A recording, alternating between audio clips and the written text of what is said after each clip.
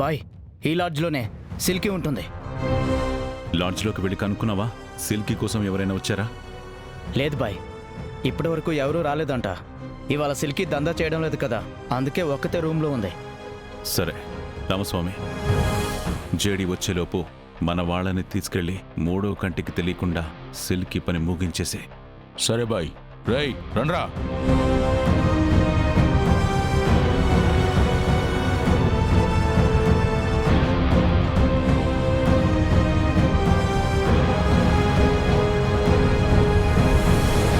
Ma'am, ఎవరో చాలా మంది లోపలికి వెళ్తున్నారు.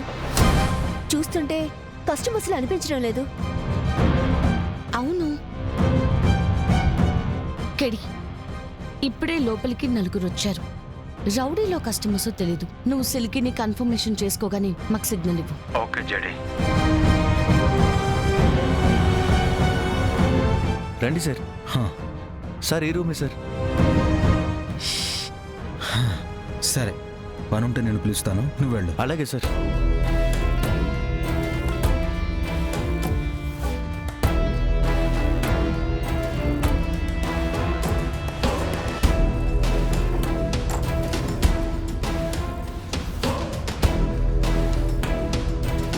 రమ్య, సిల్కీనా? ఆ అమ్మాయి వెనుక లైట్ ఉండడం వల్ల ఫేస్ సరిగ్గా కనిపించడం లేదు మ్యామ్. సరే, కన్ఫర్మేషన్ ఇవ్వాలి. షట్, లోపలుందెవరో తెలీదు.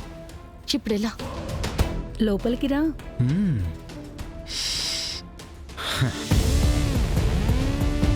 కిరణ్, మ్యామ్.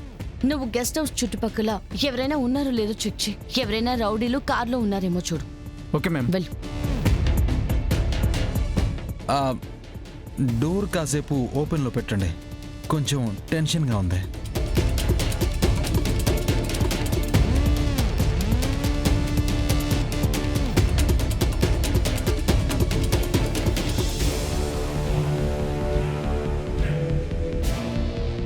కింద ఎంత కావాలన్నా ఇస్తానని అంత ధైర్యంగా మాట్లాడి ఎక్కడికొచ్చి భయపడుతున్నావేంటి?